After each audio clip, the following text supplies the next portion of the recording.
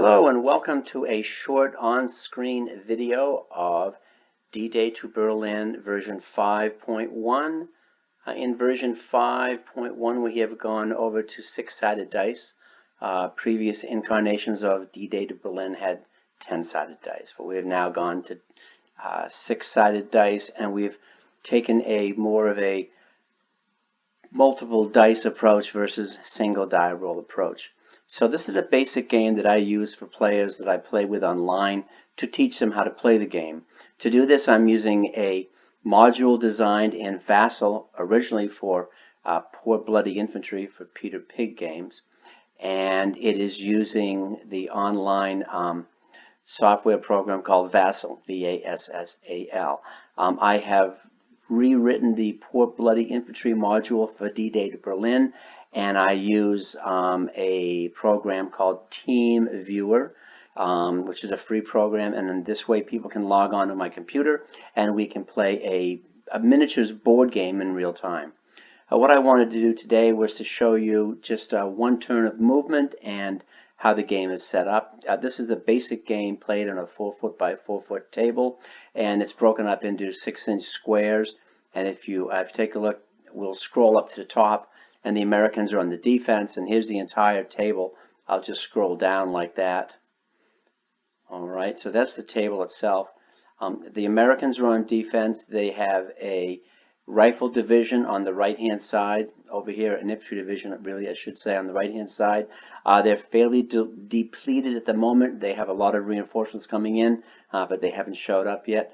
On the left hand side, we have a combat command portion of an armored division, which is reinforced with, yes, a Pershing tank. It's probably late 1945. We wanted to get that into play. These red arrows, there's two red arrows right here, show the division boundary lines. Whoops, more on that later. There's the division boundary lines. So for the Americans, we have a lot of infantry. Most of them are regular infantry. We have some poor infantry right there. We have a Sherman battalion and a tank destroyer battalion. Here's the division artillery. For the combat command A, we have two armored infantry battalions, a Sherman battalion, the Pershing, and we have a priest for artillery, and we have a recon unit sitting here in the woods. To the rear of the American forces are corps artillery. Each division has got one corps battery available. And when I'm playing the game, I show it if the battery is ready to fight, I put a little arrow burst on top. If it has fought, meaning shot for the turn, I take that little star, the burst, and I put it over it. That way I know it's not available. At the start of a game like this, artillery is always available. That is the American side. The Germans are attacking with a Volksgrenadier division, which is approximately here. A lot of poor infantry reinforced by a Sturmgeschütz right there. And they have got a division gun right here. And they have got, since they're on the attack, Corps has given them 2 batteries of artillery, at least for the start. To the left-hand side of the boundary line, we have a Panzer division reinforced with a Tiger tank right there. And you will notice a truck in the Germans. We don't actually show trucks in the game, but if a division is motorized, like you can see the truck up here for the Americans, I like to put a truck down on the table near the headquarters stand just to remind me that that division is motorized. The truck cannot be hurt. The truck never gets in the way. It doesn't count for anything except as a reminder. You could take it right off. And as in the Volksgrenadier division, the Panzer division has 2 corps batteries assigned to them as well. Now we have gone ahead and given the first move to the Germans, so I put the marker down here. And I'm going to attempt to take these 2 poor battalions and advance them forward. Now I'm going to do this as one command. So I'm going to roll 1 6-sided die, which is this marker up here in the upper left-hand corner, and that gives me the roll of a 4.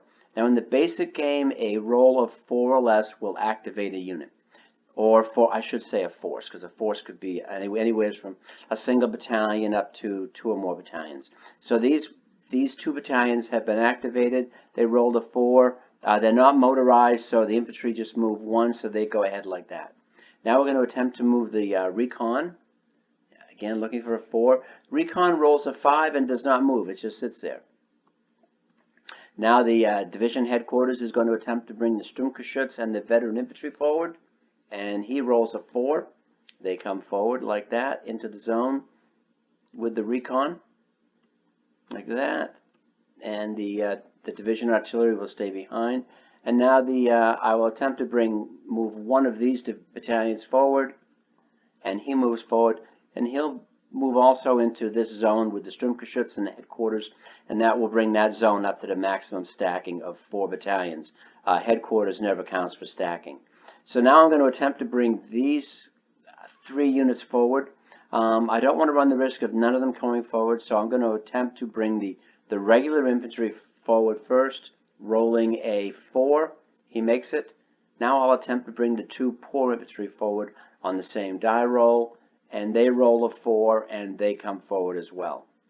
All right, and that is the move for the German Volksgrenadier. Since the Germans here, the Sturmgeschütz and whatnot, moved up a road, they would have enough movement left to attack the town if they wanted to, but I'm not going to do an attack in this first turn.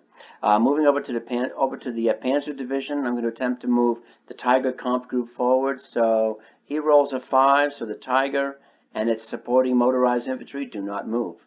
Notice the Tiger is on the right-hand side of the division line, so he's sort of limited to how far over this way he can go. He can't go over here like that. We're going to attempt to move the headquarters and all the stuff inside this zone forward, and we're going to roll a 2, and they're fine, and they go forward, and they're going to go right, they're going to pass right through the recon, and we're going to bring, remember this truck is only there for looks, so right now the stacking, and headquarters don't count for stacking, I think I mentioned that, so right now we've got 3 combat units in the town. Now let's see if we can get this recon moving. Recon moves with 3. Recon's going to pass through the town and move up to there. And then finally we're going to attempt to bring the Panzer IV Kampfgruppe forward. And it rolls a 6. Not only did it fail, but it has to fall back.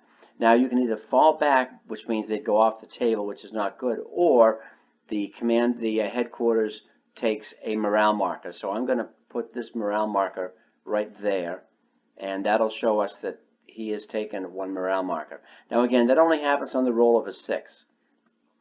That's it for the Germans, and again, there's no attack this turn. We're going to slip over to the Americans. First of all, the Americans have got reinforcements, so I'm going to hit this Allied off board, and as you can see, the right-hand division, the rifle division, has got 4 battalions available. So I'm going to roll, if I roll a 1 through 4, one of them shows up. I rolled a 6, so no one shows up. Now the M10 may come in for the combat command. We're going to roll that now, and it shows up. Reinforcements always start up in the zone with the division commander. Let me just rotate this guy around a little bit like that, and they're available to move when the time comes. So we're going to move this. We're going to remove that now, and the Americans are going to do a move, and the Americans are going to attempt to take the hill right here. We're going to see if we can move that poor infantry unit up onto the hill, which we can do. Good. Then we're going to hold on the rifle division, and then on the over here on the tank combat command, we're going to bring the Pershing forward, looking for a 5. It holds. However, the headquarters lets it re-roll it, and it rolls a 6, and it's going to either fall back or he's going to fall back. I don't want to put a morale marker right now on there. We're going to move the M10 forward, and the M10 goes not only forward, but could do a double move if it wanted to. So it'll move out to here, and actually that's a regular move anyway. Now we're going to attempt to move this portion forward, and we roll a 5, and they hold, leaving the M10 out there in the open. That will be it for the first turn. I don't want to get too involved in this. I just wanted players to see how a basic game works and how you move the units down. Now, since it's the end of a turn, we have to move our game turn forward for countdown. So I roll a d3 and I add 2 to it. D3, I roll a 1, 2, 3. That means my game marker adds 3 to the 1, so I am now at 4. When this reaches 18, nighttime falls. All right, and it is now the end of turn 1. If I was going to keep on going, I would go through a first turn determination phase to see who moves first, but we're not going to do that right now. So thank you very much, and I hope this was informative.